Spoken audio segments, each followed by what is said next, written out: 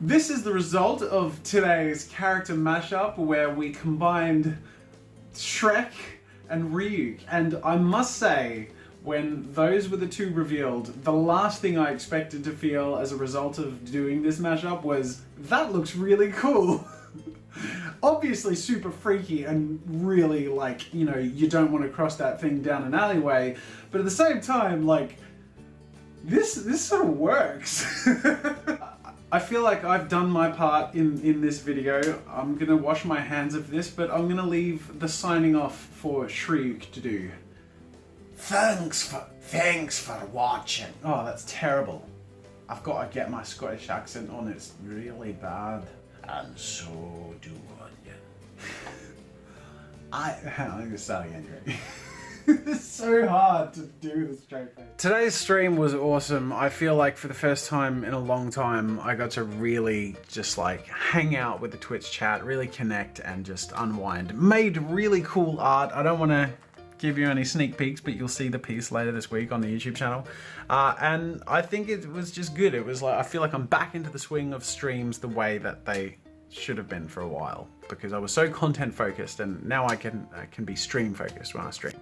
Although I wasn't particularly stream focused in the stream at the very end, because instead of stopping the stream and ending the recording, I started a local recording. So I was still live and I didn't know. I thought I'd stopped being live, and for like 5 minutes I was using my phone to like film some B-roll of the artwork, and I was still streaming, but I just didn't know.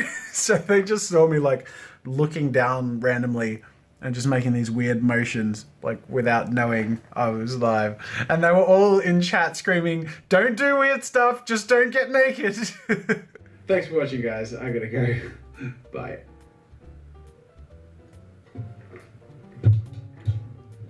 It was at this point I didn't realize I was still live. And it's also at this point I'm glad I didn't do anything weird. I don't do things weird often, but yeah, you can see stories on the internet about people who didn't know they were live streaming and like did stupid stuff or said really stupid stuff. Fortunately, I'm not the kind of guy who does or says stupid stuff. In fact, most of the stupid stuff I say or do is in stream. But yeah, this is kind of funny because it goes on for like 5 minutes of me just looking down, and I'm actually filming the paper, but the chat had no idea what I was doing. And this was live. So like I said, when I didn't know I was still live, I was doing this thing where I record video on my phone, sort of like a sweeping zoom in that in editing I sort of smooth out and apply some filters, and that's my dramatic end shot. And usually that looks really cool, but because I want to have a voiceover on this and it's going to be for some duration, and my hands do get a bit shaky, especially when I'm close up, I'm going to do it differently this time, and I'm going to use my Lumix GH5 and I'm going to put it in the slow motion mode. And I feel like this could be potentially really epic because I'll just get a really quick sweeping shot in the highest slow motion speed I can get, and then it will be like, it should look really smooth, and because it's 4K then I can sort of add extra smoothing and it'll just crop the edges a little bit, but I'm hoping that looks really cool.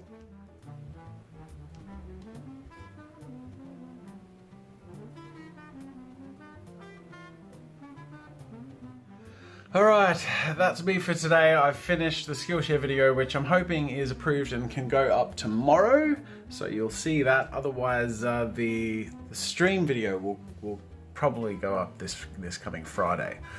Question of the day comes from Liam J.M. Wilson, who says, what are your opinions on the Microsoft Surface range? The new one has been announced to have tilt support, so would it be something you would ever consider?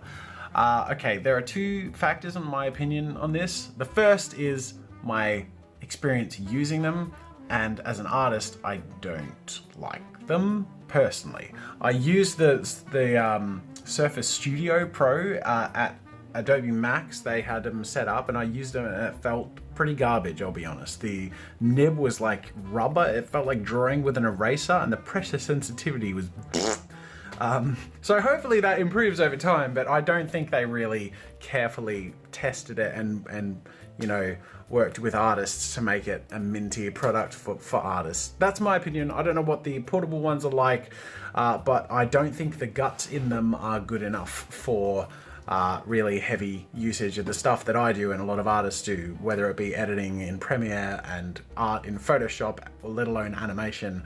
Yeah, so my personal opinion, practically, I don't think they're that up to scratch. I think they might be good for sketching and they might be good as far as an affordability thing.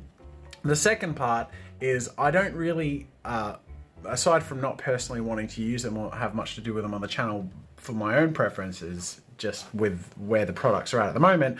The second thing is I'm lucky enough to have Wacom as an exclusive channel sponsor. I guess the other side of it would be from a business standpoint, there's not much I can do with them even if I wanted to, but that sort of brings me back to my first point.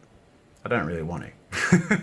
No offense to Surface users, I'm sure some people love them, but it's not my cup of tea. Anyways, thanks for watching, ladies and gentlemen, and I guess I'll see you tomorrow.